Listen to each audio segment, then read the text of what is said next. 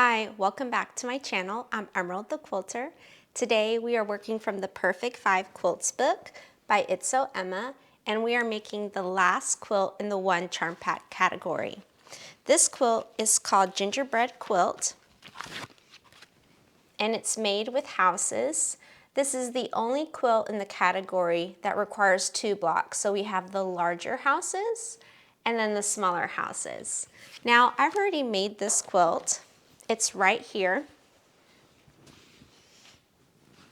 I made mine using Moda fabrics. This, I believe, was called Swell Christmas. And I made this for my son. And I happen to have some leftovers from this project. So today I'm going to show you how to take scraps such as this and make individual blocks. Now I plan to make a matching pillow for this quilt so that he can have a matching set. So we're going to take a close look at the fabrics that I have to pick from. So here is that super cute winky Santa. I know I'm going to use that fabric.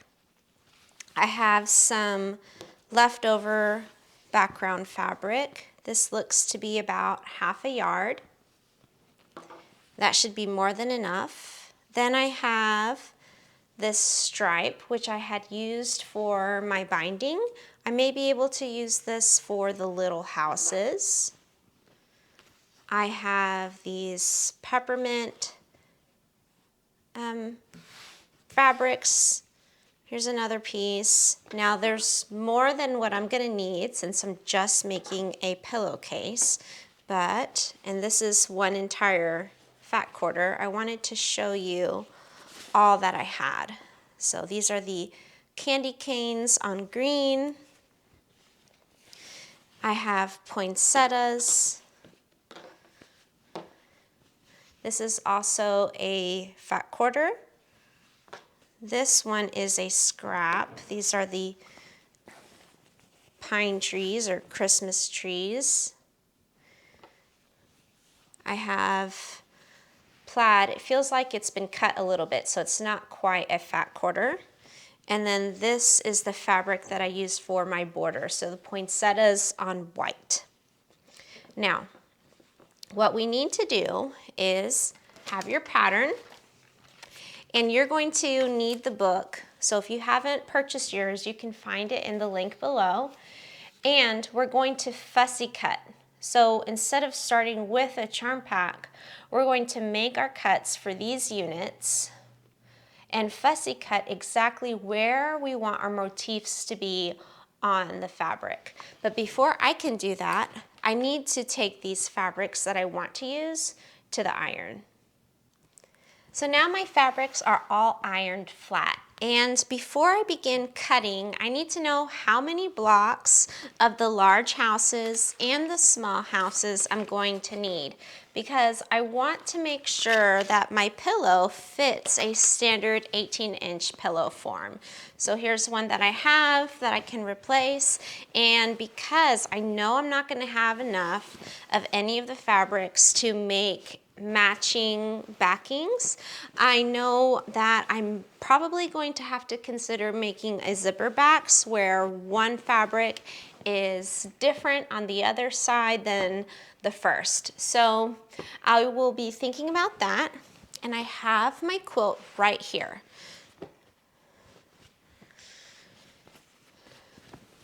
I'm just going to open it up and grab my tape measure to see, okay, how many houses are going to fit on an 18-inch pillow form. Here's my tape measure.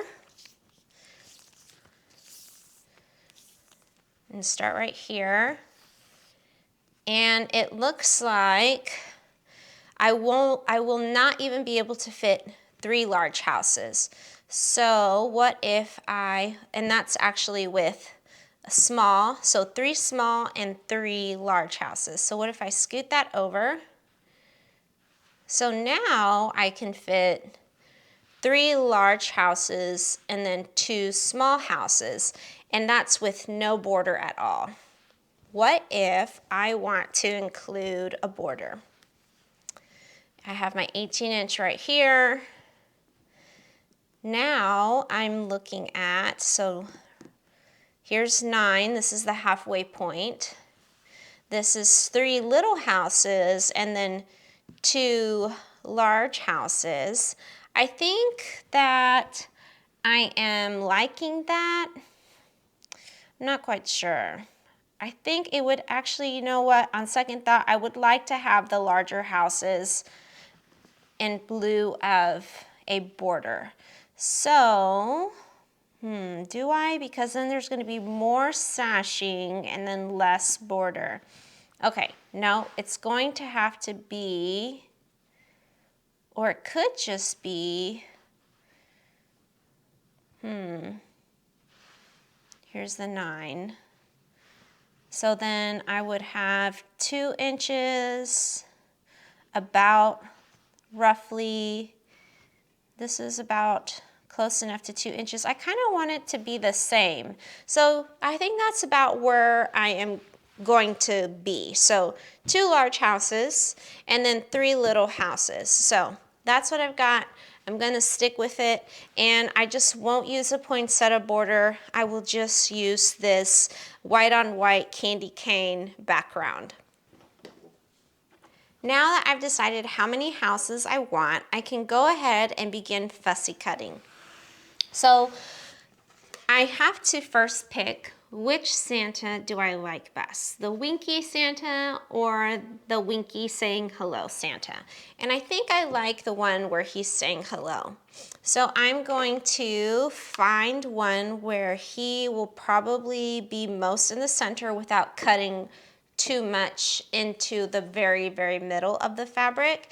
And this one over here looks to be about the best choice. And I'm gonna make my 5-inch cut because this is supposed to be a pattern used for charm packs. Now, he will not actually be centered.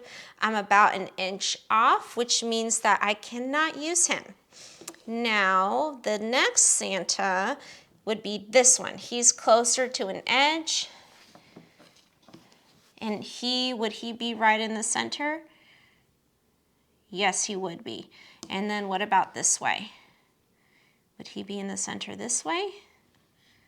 Yes, he would be. So I'm going to cut around. And I'm cutting larger than a charm pack size, so a 5-inch square, because I want to make sure I have sufficient space to cut him out just right.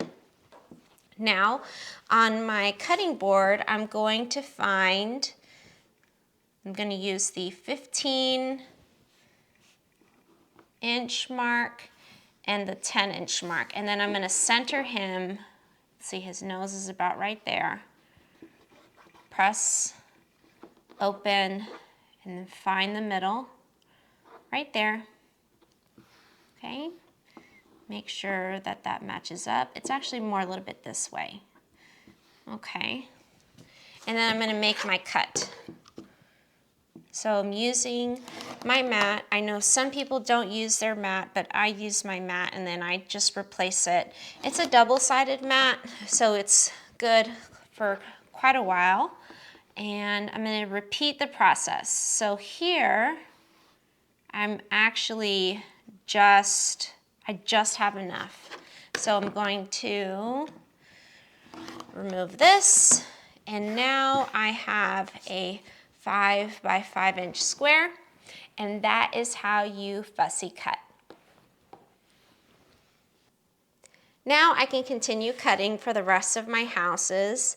This fabric I was hoping to make a large house out of, but it's about 4.5 inches long, so it's not usable for those blocks.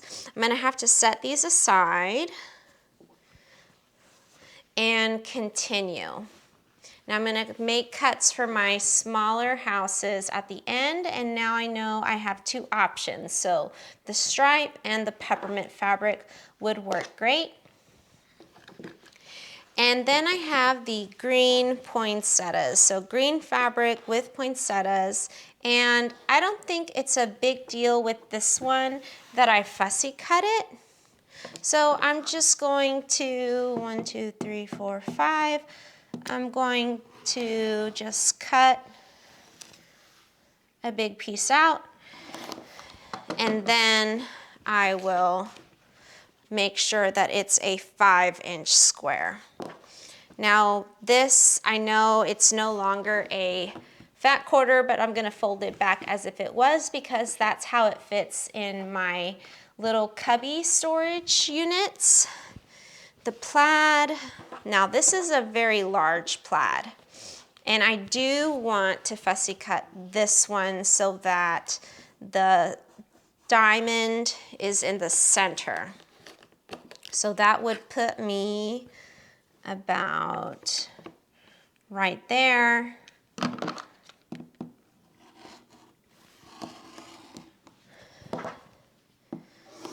There we go. So I'm going to center this diamond right here and put this fabric away. Now, just because I'm making a pillowcase, you do not have to. You can follow the instructions as normal and make the entire quilt. I'm just making a pillowcase because I've already made the quilt. So I wanted to show you something new. Now this fabric and this fabric here have small motifs. So I'm not going to fussy cut those.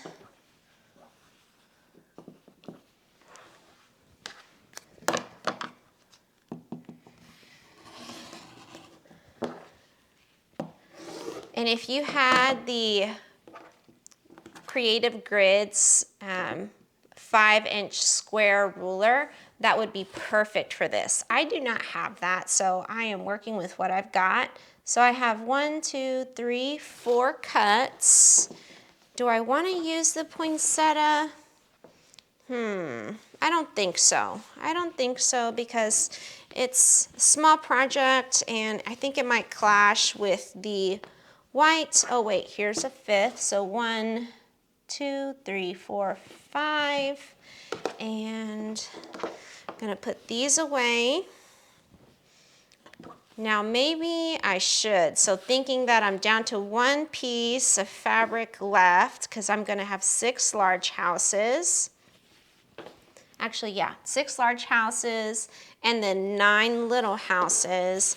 I'm thinking that maybe if I had 1 of each, that would look nice. So even though I thought this was gonna clash, I'm gonna go ahead and do it because I want 1 of each fabric that I have left over.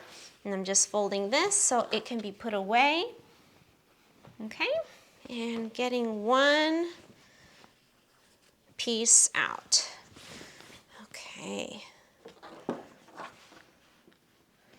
This has a selvage on it still.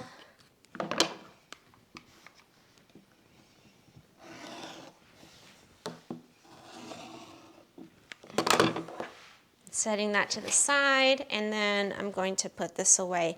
This fabric may be what I use for binding, so I don't think I should cut any more of that.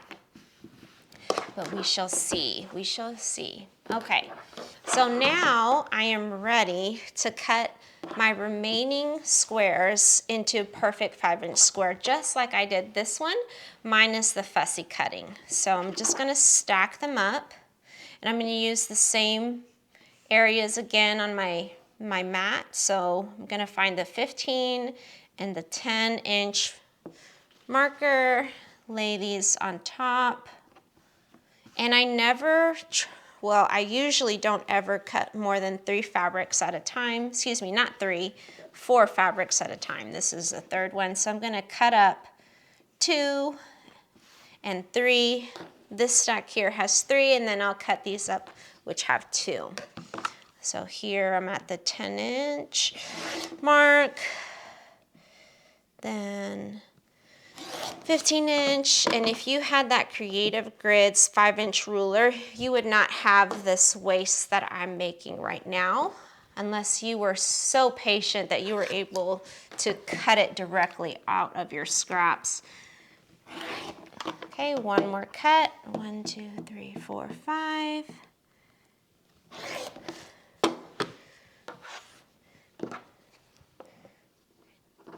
There's 4 houses, and then this one I need to cut so that it has the diamond in the very center. So I'm going to find that 15 and that 10 again. Right here, right there. And I think it needs to go a little bit off more this way. All right, that's going to be good enough. Good enough. It's not as important as the Santa.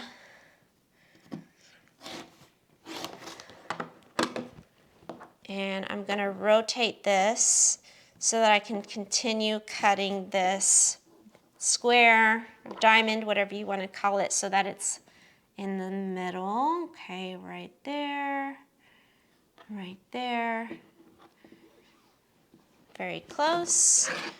Finding the 10-inch mark, and then the 15-inch mark on my cutting mat, and done. So now I have 6 charm pack squares, and that is how you get a pre-cut size out of your larger fabrics. Now I have my A squares and my little house squares, which are the B squares, cut out.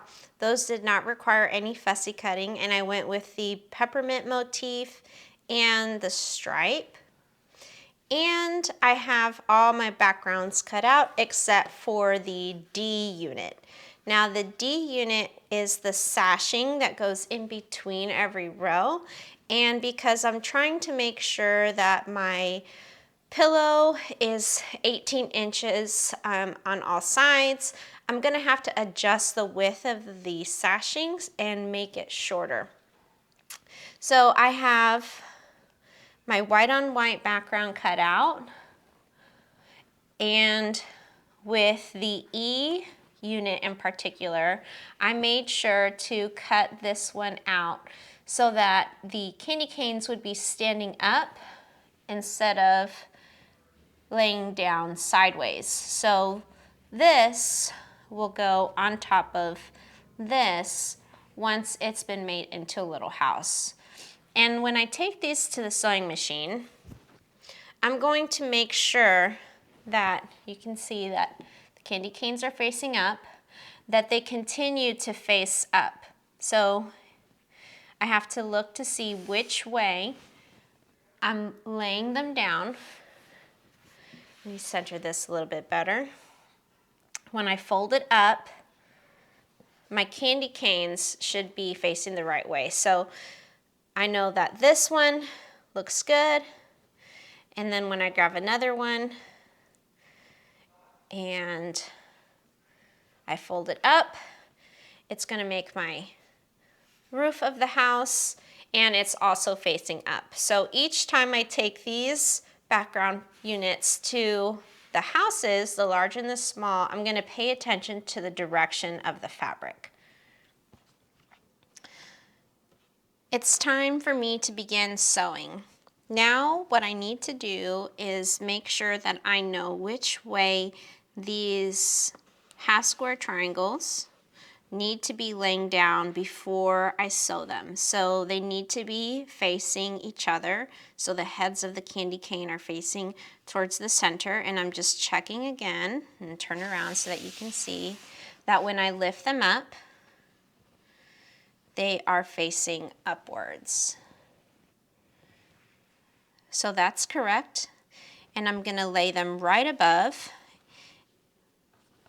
make a crease, and then open them back up. And then I'm going to repeat so that each unit is ready to go. Now you could take these to the iron and press them, but I'm going to do it this way. And I need 6 on each side because I have 6 large houses.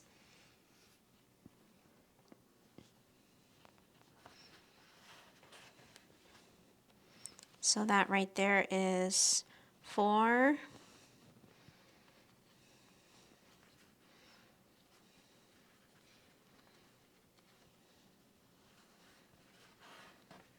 5,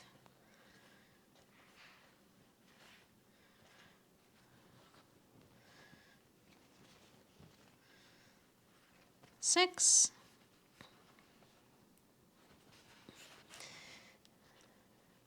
and then these over here.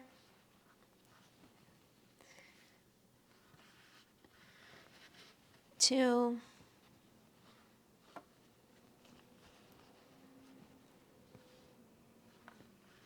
3,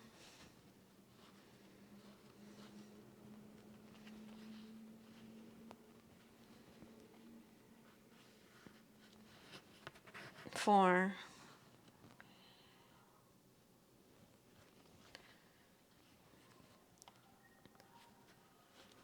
5, and 6. Now I can sew these onto my A units. And I'm going to start with the right side, not that it matters. I'm going to insert a leader.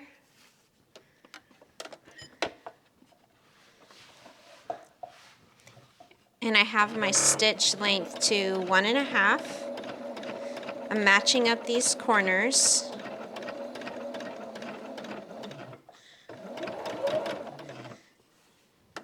And I'm sewing just a hair next to the line.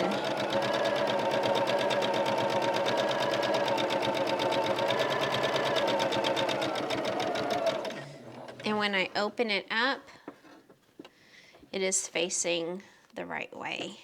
I'm going to sew the rest of these. This is a directional print, so I'm going to make sure that my trees are facing the correct way. Match up my corners again and proceed.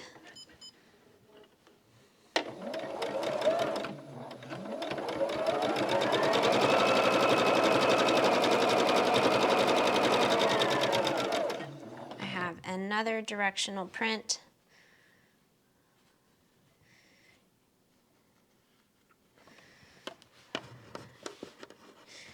And I'm just making sure everything is matching and everything is facing the right way.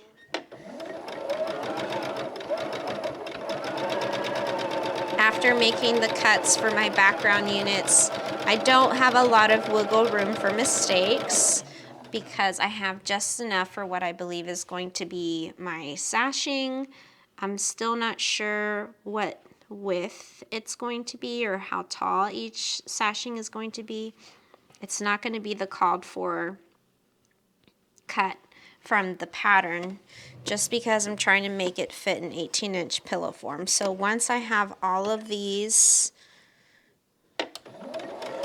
sewn and then the rows are together, or if I can at least stack 3 of the large houses on top of one another, I'll get a better idea of what size it's going to have to be. Now these poinsettias, they seem to be facing all different directions, so I don't think it really matters so much. I'm just going to leave this larger one on the bottom. And the same process that we're doing right now to make the roofs of these houses, you will repeat for the smaller houses. And if you do not have directional prints, this process is going to be a lot easier for you. Okay, again, I'm just going to leave the larger house on the bottom.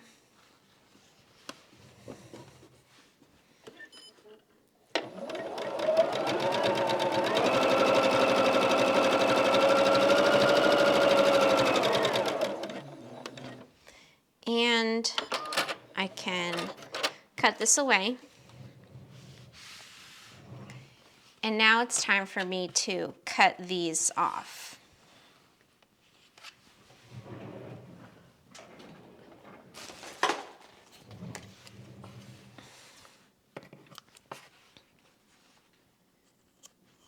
Now they are big enough, so if you want to sew half an inch away, you can make some small half square triangles about that size. But I have so many, I'm not gonna do that. I'm gonna just cut these off because this is like an additional project that I'm making, and I'm gonna add them to my little bin of leaders and enders.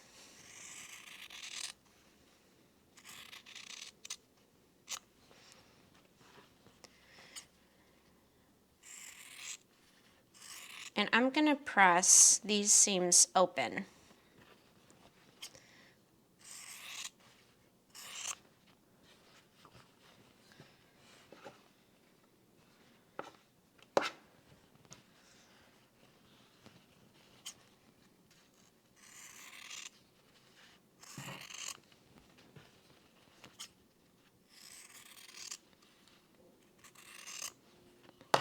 One more to go.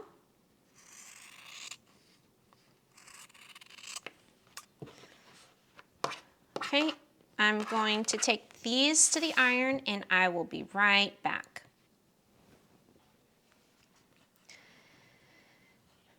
Okay, I pressed my seams open.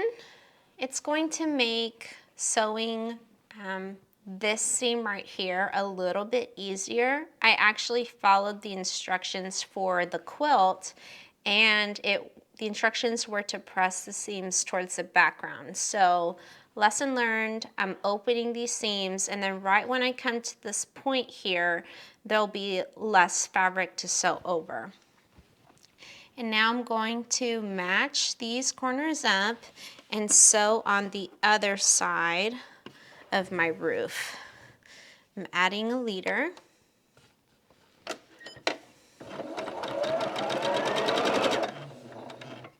My stitch length is the same.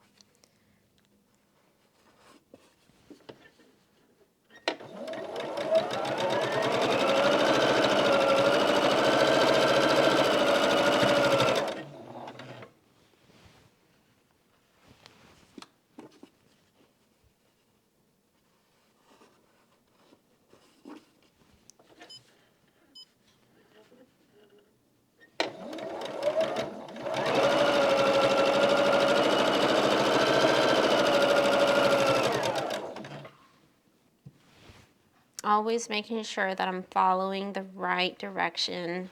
I'm laying it down exactly as I have it planned out on the design board. It helps to have one so you don't make as many mistakes.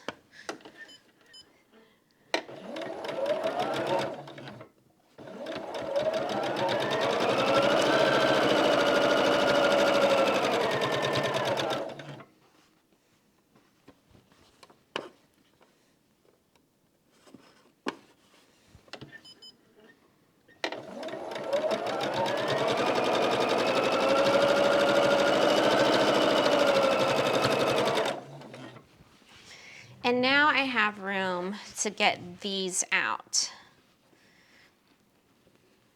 I'm going to face them all right sides up. I have 4 peppermint small houses and then 5 striped houses.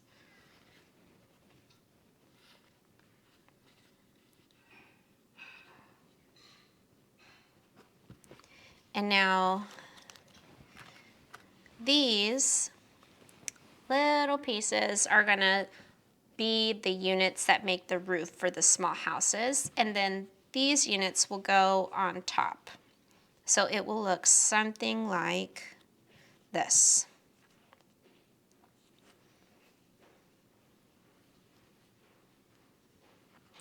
This one is gonna go here,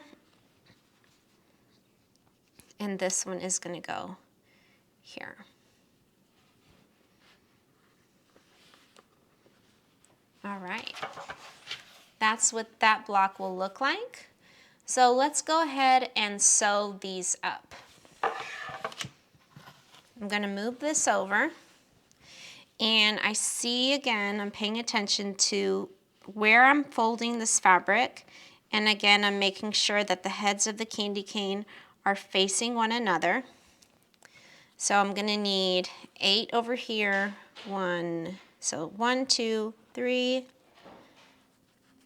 4, 5, 6, 7, 8, 9, and I'm being careful because this fabric is a white on white, and it's can be easily mistaken for the front or the back. And I want to make sure that I'm always having the front, which is the right side, folding out so that we can see it. And then this is going to face that way. And these units are small enough to sew without a folded line in the middle. You could fold and press or press them with the iron, but I'm confident enough to sew without them, at least for this project. Okay, now those are ready. They're all wrong sides up, and the heads of the candy cane are facing inwards.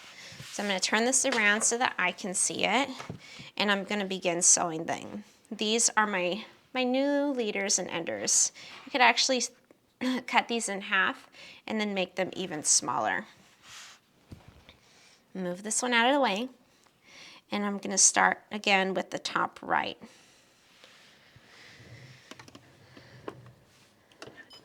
And these will sew faster because they are smaller.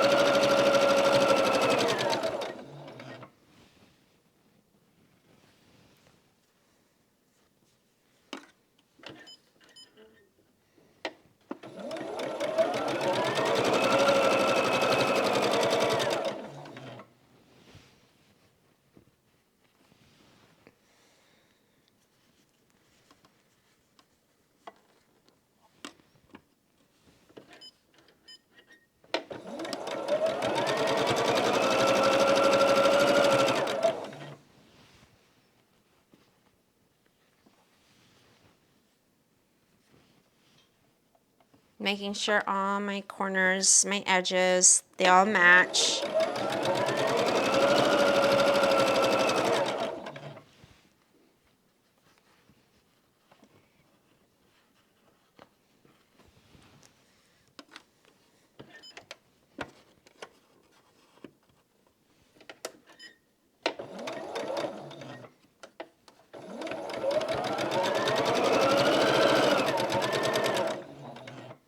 Okay, I'm ready to cut those off. And I'm going to take these to the iron and press those seams open. Oh, and I forgot to sew those, so let me do those too. Have to cut off these little ends.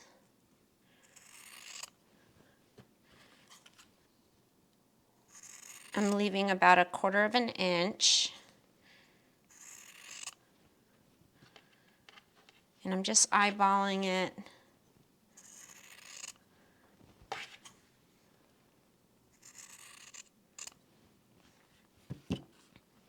Let me get these before I forget.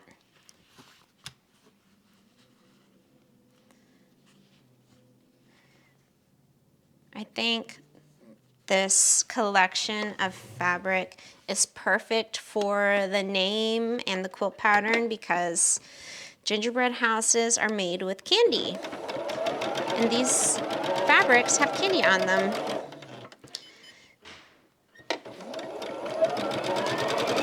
That was actually one reason that I chose this fabric for that pattern.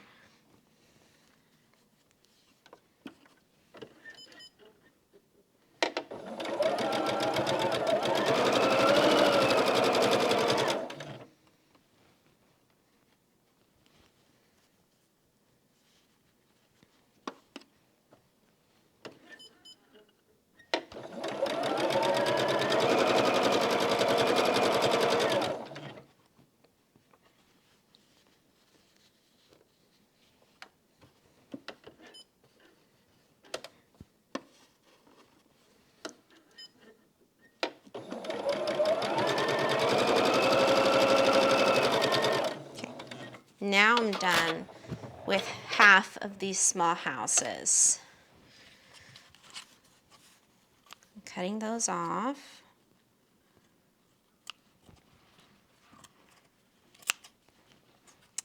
And these corners.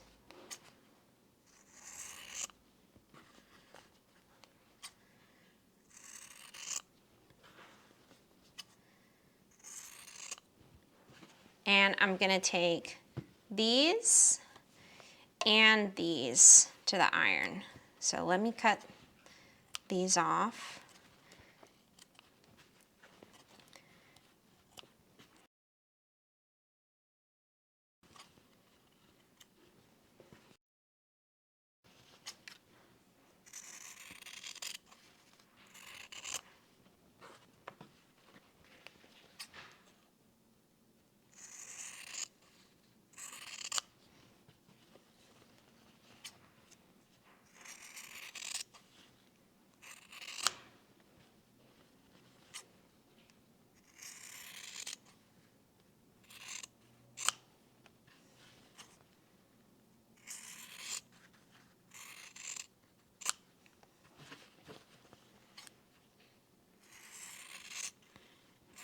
Okay, there we go. And I need to separate these, keep them in a nice pile away from my actual units. Okay, there. I have these left, and then these pieces, which are gonna go above the houses. So I'm gonna take these to the iron, and then I will be right back. Okay, my large houses are done. These blocks are so cute. There's my winky face, hello Santa. He's right in the middle, he looks great. This one, which I was a little worried about, also looks great. And we are, well, I am, if you're making a pillow with me, then we are at the halfway point. I need to make the other side of the roof and then add this.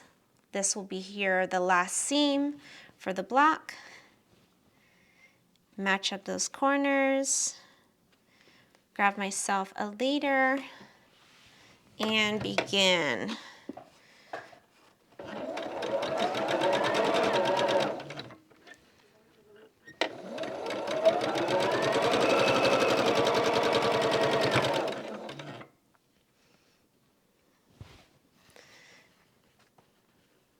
Just making sure again that they're going the right way.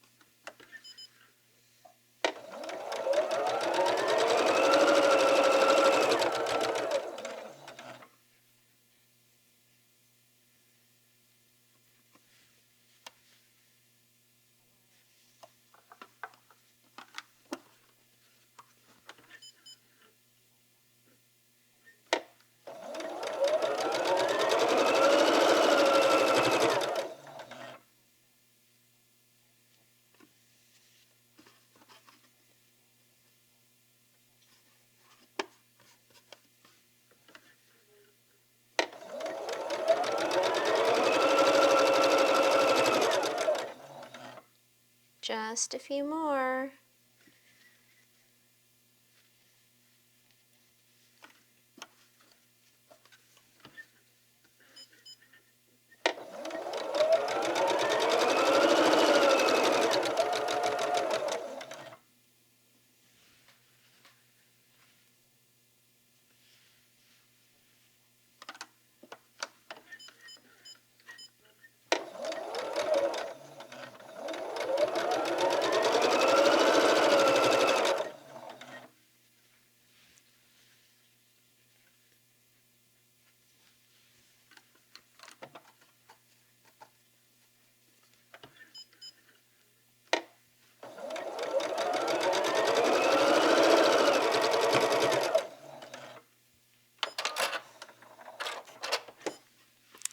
Yay!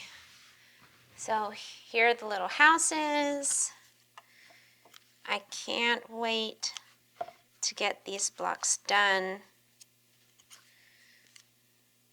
Trim these off. These I think are actually almost too small to be used as leaders and enders, but we'll see. They may be just enough. Just enough.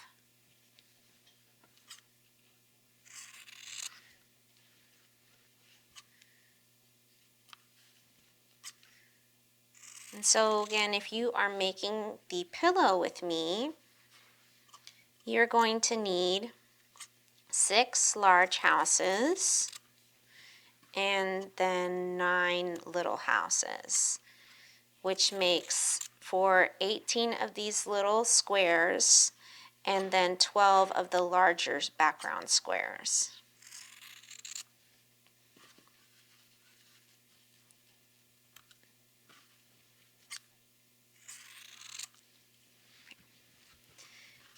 Now I can't just press these open and sew this one on.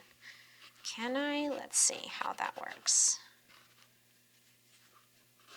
Yes, I can. It stays flat. It stays flat.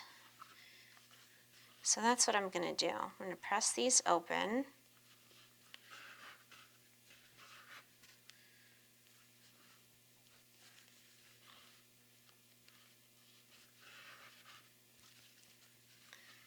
And then I will sew the last seam.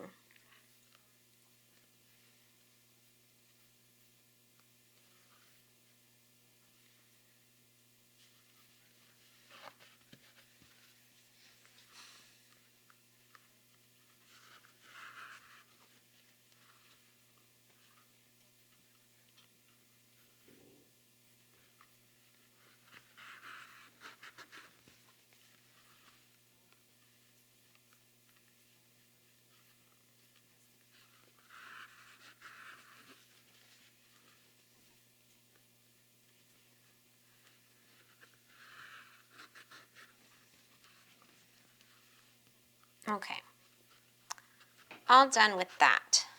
Flip these over, flip these over, and they look pretty straight to me. Like, what I mean to say is that it does not look like I need to trim them.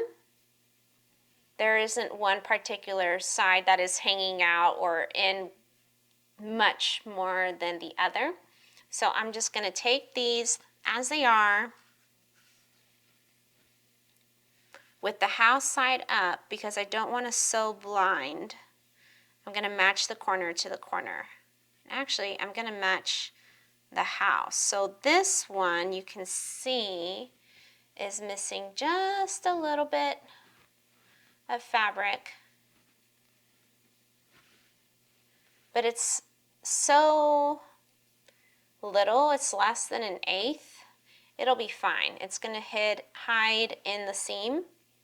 So it's more important for me to match these edges than the top edge, because if I match the top edge, then look what happens to the house.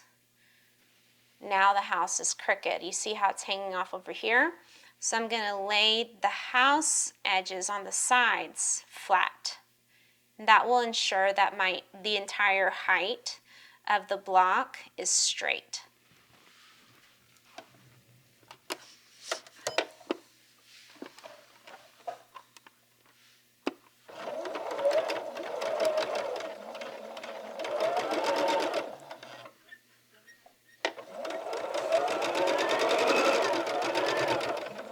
And I'm just also making sure that I am sewing right above this point here. So I want to have a nice pointy roof.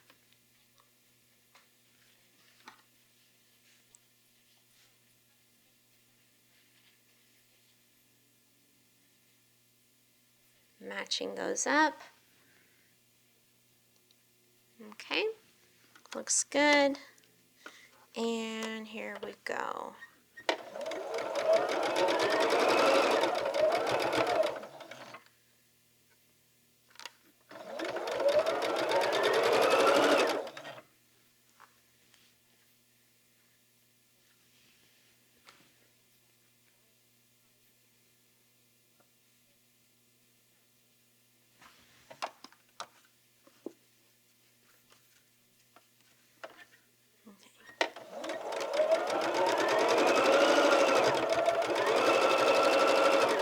Okay, I think I'm gonna stop here so I can show you what these units sewn together look like, because the block is technically done. Okay. Ooh, there it is. And then look at that point.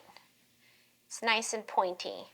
So I'm going to press these up, and then I'll show them to you side by side at the table. Here are the blocks that I made. These are the large houses.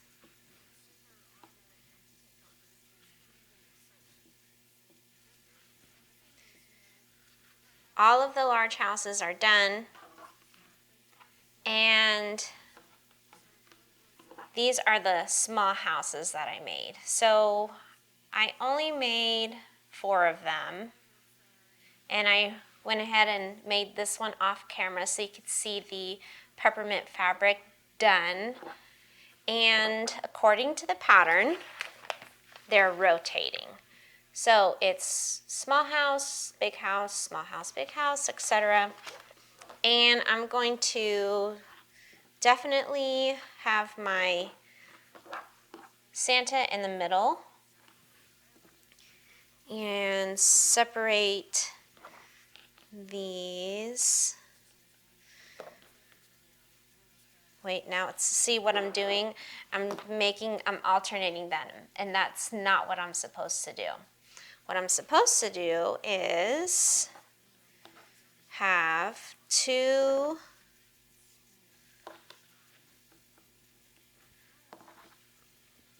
columns of these large houses, and I'm going to open them up a little bit more. And then these little houses are going to go in between. So it would look something like this.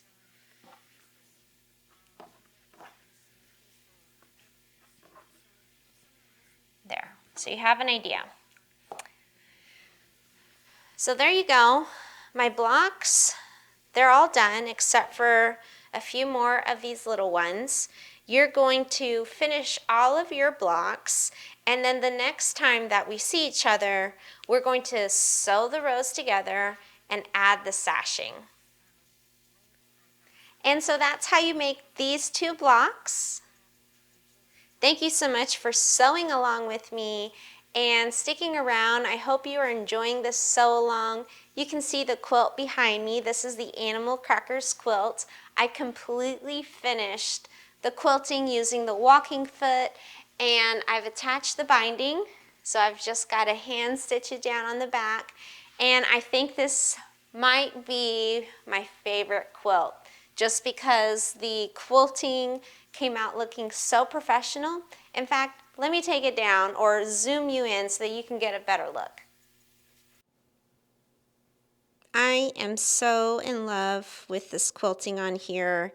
It came out great. It's even. I did not even use the accessory that acts as a guide, and it came out super straight. I love it. Those little hills are so cute. I'm definitely going to use the walking foot for as many of the quilts that I can.